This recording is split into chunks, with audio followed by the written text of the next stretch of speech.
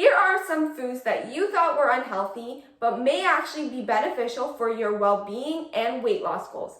They tend to get a bad reputation, so let's debunk some myths.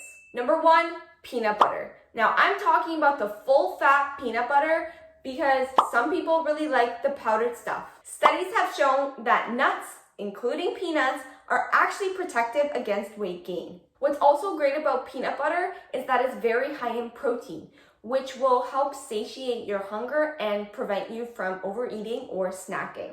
Protein is actually the most satiating macronutrient, so just make sure when you are choosing peanut butter, you are choosing one with no refined oil and minimal added sugar. Peanut butter also contains carbohydrates and fats.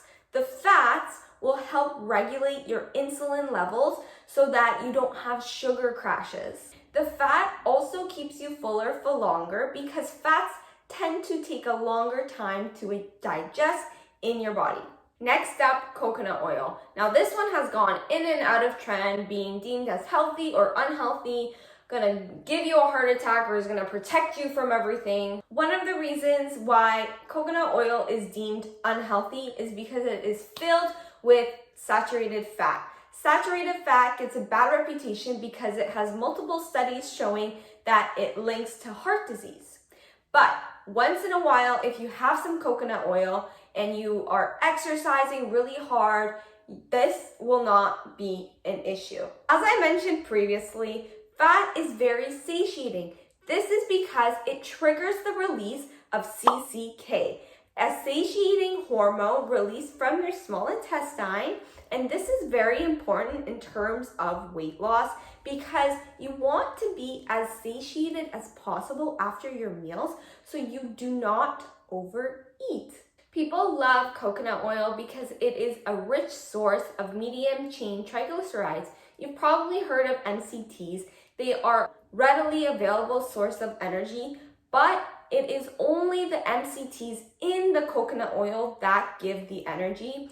And you can buy MCT oil just as itself, but is a very refined oil. Next, full fat dairy.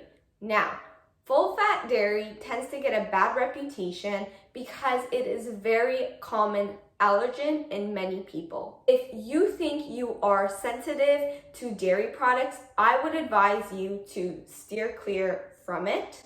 But if you think that you're okay with dairy products, there's a 2016 review study that looked at the relationship between full-fat dairy and various diseases such as cancer and type 2 diabetes, and it found that people who consume full-fat dairy tend to have a lower risk of cancer and type 2 diabetes. If you are choosing dairy, make sure you are getting a full-fat, organic, grass-fed version and staying away from yogurts that are really high in sugar because those will have the opposite effect on your weight loss. Why I suggest full-fat, grass-fed dairy products is because they are filled with conjugated linoleic acid, CLA, which has been shown to be preventative against many cancers. Grass-fed full-fat dairy is really high in butyrate.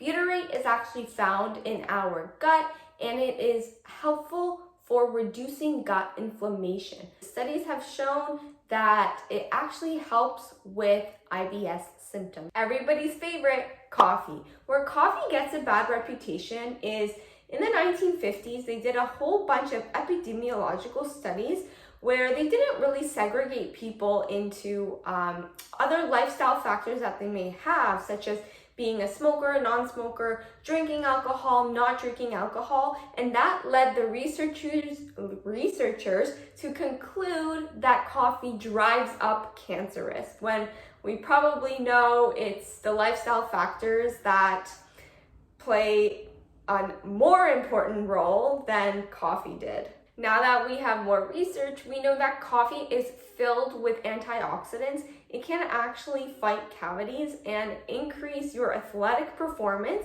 especially before a workout. What I typically recommend is instead of using your traditional pre-workouts, which are really high in the artificial sweetener department, which may not be so beneficial for your gut bacteria.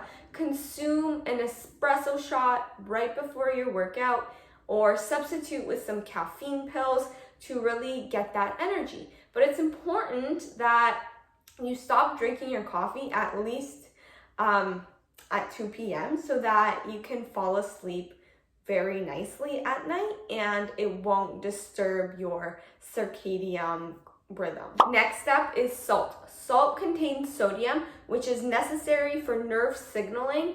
It is also really important to have a good electrolyte balance. In fact, if you don't get enough salt in your diet, you can get hypernutrimia, which is basically when you drink way too much water and not replenishing any of the salt. This is especially important for athletes. Athletes, they are sweating out all that sodium. They need to replenish it by getting some salt from their food. So I recommend eating a really high quality salt like Celtic sea salt or pink Himalayan salt. That's it for me, guys. Let me know if this video helped you in any way. Shoot me a thumbs up, subscribe to my channel, follow me on Instagram, and I'll see you next time.